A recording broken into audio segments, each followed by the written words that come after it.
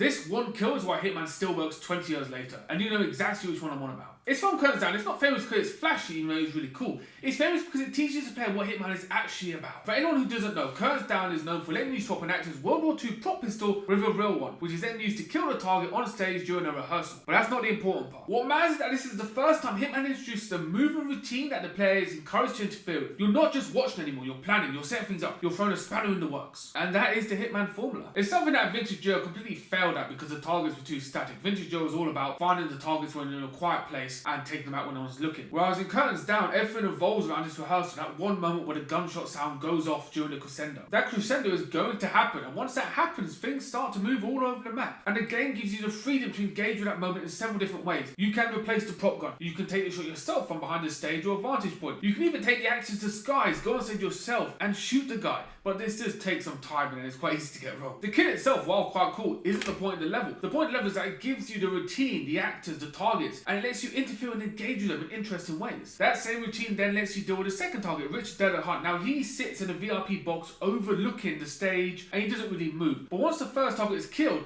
he'll stand up all panicked and run down the centre walkway. And what most people don't know is after this, he'll then walk onto the stage and stand there all panicked as well, which is another opportunity to take him out. But most people take him out before that. Because you can plant explosives on a chandelier and drop it on him as he's running down that walkway. This then, if you've done the gun prop swap and the chandelier, gets you a perfect silent assassin rating. But you can also shoot him during the crescendo and the music will mask your shot. You can take this a step further by replacing the prop gun and then shooting Richard at the same time. The entire level is built around the rehearsal, that one moment where the sound will mask whatever chaos you're doing. The map itself is great. It's a theatre in Paris. There are plumbers, electricians, theatre workers all moving around independently. There's an entire underground section where workers are constantly doing different jobs. There's multiple floors of seating, multiple vantage points in front of the stage, behind it and above it. And if you want, you can just stand in the middle of it and just watch it all unfold. A lot of thought has gone into how different groups exist within the theatre. For example, the light technician, he had the key cards to the light room, one of the best sniper vantage points in the level. But he's all the way across the other end of the map near the workers' dressing room. It was actually while I was recording this footage that I discovered there were entire rooms I'd never seen before. The entire underground and backstage areas are basically a labyrinth. There's side rooms, staff areas, tunnels, stairwells, all connected to each other through different floors. It's generally quite impressive. That does mean some areas don't get used very much. There's a lot of empty space to simply get lost in, and that can be a downside, but honestly it adds to the immersion. But with all that empty space, I do think it's a shame you can't affect Richard in other ways. For example, the light room is directly above his room. Maybe you could shoot through the floor or cause an electrical issue. The only way to interact with him is to shoot him or to get him up from his seat when you kill the first target. It does feel like a missed opportunity. But Curtains Down has remained memorable for over 20 years because of that gunshot, that rehearsal, that routine. It perfectly demonstrates how strong the Hitman Formula is. The targets have routines, the map is alive and there's lots of stuff going on, and then you engage and interfere with all of that to achieve your goal. You set things in motion, you create the chaos that works in your favour, and you let everything just collapse around you. Curtains Down is Hitman at his finest. But what do you think of Curtains Down from Hitman Blood Money? Let me know in the comments.